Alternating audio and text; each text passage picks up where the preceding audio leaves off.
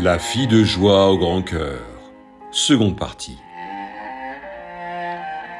Paris, place Sainte-Opportune, juin 1983.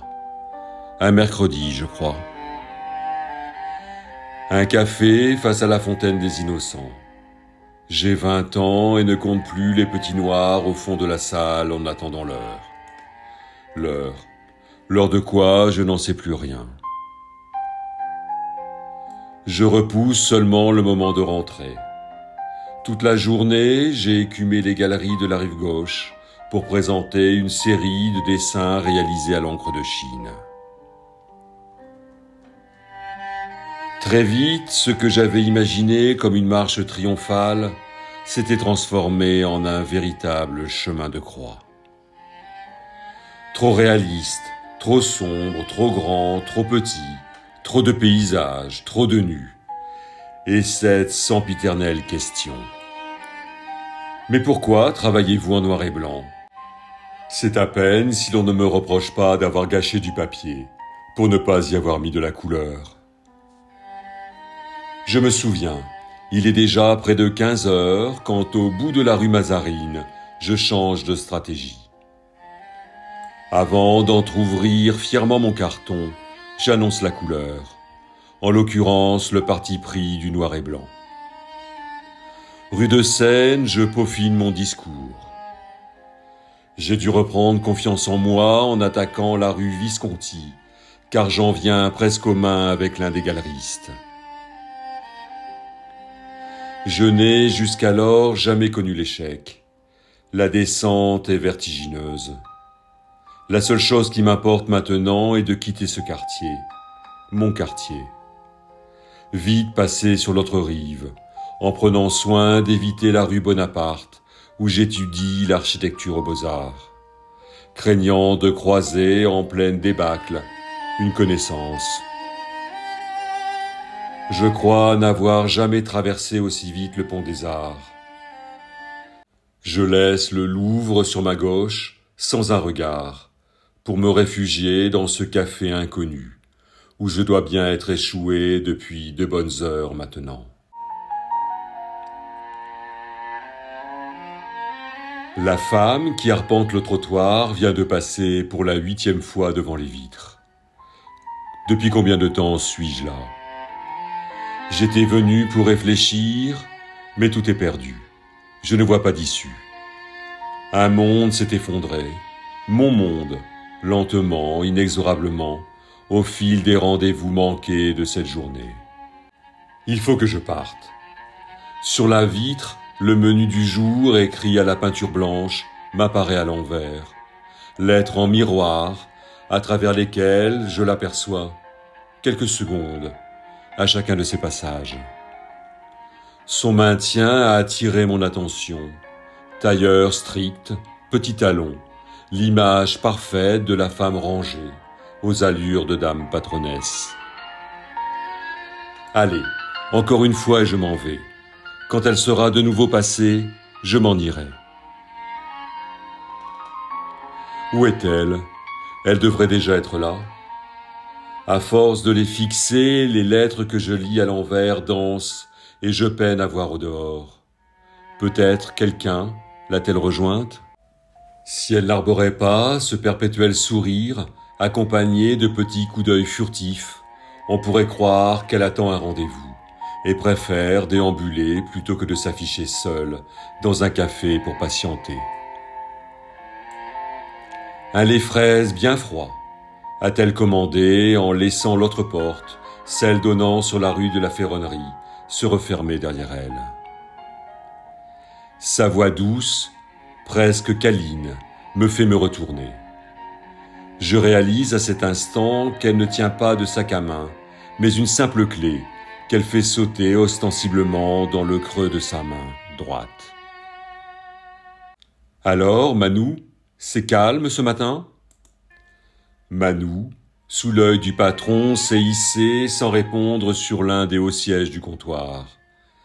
La clé retombe toujours à intervalles réguliers, dans un petit bruit étouffé battant la mesure de l'air qu'elle ne cesse de fredonner. Je l'avais imaginé portant du bout des doigts, par la ficelle l'entourant, un paquet de gros gâteaux crémeux, achetés à la sortie de la messe dominicale, et j'ai en face de moi une grande horizontale vieillissante, qui du bout des lèvres chantonne un air à 4 sous. Le petit geste du menton, accompagné d'une œillade de M. Nicole, debout derrière le bar, en ma direction, l'a fait se retourner. Elle pose délicatement le verre dans lequel elle vient de tremper ses lèvres. Repoussant le comptoir de sa main ainsi libérée, elle fait pivoter son corps tout entier et se laisse glisser au bas du tabouret.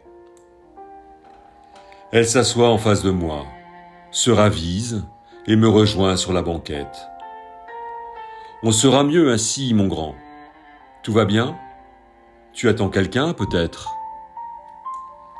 Je n'ai pas été préparé à ce genre de situation, à côtoyer d'aussi près ces créatures, comme les appellent les amis de ma mère. Mon œil les a certes apprivoisées sur la pellicule au cinéma, effleuré du bout des doigts en feuilletant coupable les pages d'un roman feuilleton, mais elles ne sont pour moi des êtres de chair et de sang. Montre-moi ce que tu caches dans ton grand carton. Sans même attendre mon consentement, elle s'est saisie du carton à dessin que je maintiens contre mes genoux, en équilibre sur le bout de mes chaussures, afin qu'il ne se salisse en touchant le sol. Elle dénoue les lacets qui le ferment, du bout des doigts, avec une dextérité qui me laisse définitivement sans voix. Aucune fermeture ne me résiste, souffle-t-elle avec malice. Un à un, elle sort avec d'infinies précautions les 8 petits formats. Elle les tient par les tranches opposées du papier, entre les paumes de ses mains. Je suis surpris de la délicatesse de son geste, de la grâce de ses mains, comme en prière, simplement disjointes par la feuille, auquel l'épaisseur confère une certaine rigidité. Mais c'est par chez nous, Samanou. Attention, ce serait dommage de les tâcher. C'est M. Nicole. Il a débarrassé la table de la dernière tasse vide et se penche sur les petits paysages, survolant de son index, à quelques centimètres, l'un des dessins.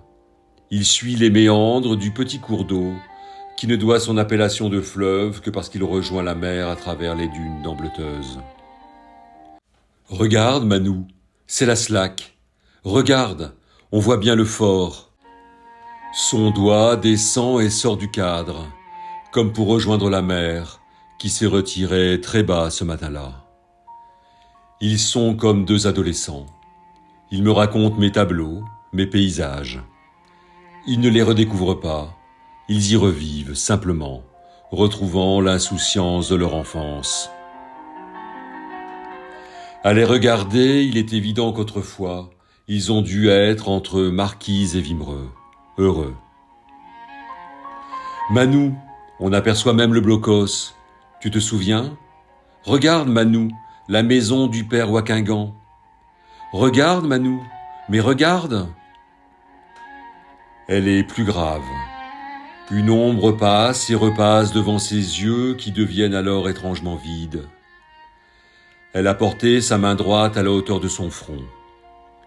Le pouce et l'index portant sa tête, le reste de sa main se relève régulièrement dans un geste saccadé, écartant cette pensée qui vient s'inviter comme un mauvais rêve.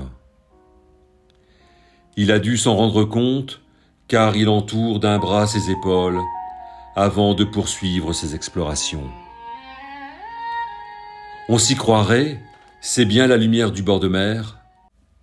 Avec ces mots à lui, il me dit ce que j'avais tant espéré entendre tout au long de mon périple matinal, pour me donner ne serait-ce que l'envie d'y croire. Tu es de là-bas, toi aussi, alors ? Oui, monsieur Nicole, j'étais de là-bas. Je n'en avais jamais tiré une quelconque fierté, ni tenu particulièrement à en défendre les particularismes régionaux. Mais en vous regardant tous les deux en cette fin d'après-midi, j'avais, pour la première fois, une conscience éveillée de mes racines, ou plutôt de ces traits d'encre qui là-bas retiennent les bateaux. sur le rivage. Elle a discrètement reboutonné le haut de son corsage. Alors le barrage cède. Je me souviens et je raconte. Je me revois juché sur le Solex que ma nourrice pousse à travers les champs de colza, rejoindre l'arrêt de bus sur la grande route menant à Boulogne, qui voit ma mère venir me chercher pour repartir avec moi dans l'autre sens. Elle sourit à l'évocation de l'attente du car, à l'abri du vent et des embruns, dans ce minuscule refuge en béton brut, typique de la reconstruction d'après-guerre, où elle aussi a si souvent patienté. Pour une jeune femme de la campagne, il représentait la liberté, le lien avec la ville et ses lumières. Le samedi, le petit morceau de carton poinçonné par le chauffeur devenait le passeport pour l'évasion. Les premiers émois amoureux, dans les salles obscures du Coquelin ou du Ciné-Lumière. Je ne peux m'empêcher de la ramener aux souvenirs simples des bords de mer, des chasses aux crabes sous le crachin dans les rochers d'Audrecel, suivies des courses folles sur la plage pour tenter de se réchauffer, tout en veillant à ne pas perdre le précieux butin, se balançant dangereusement dans nos petits seaux.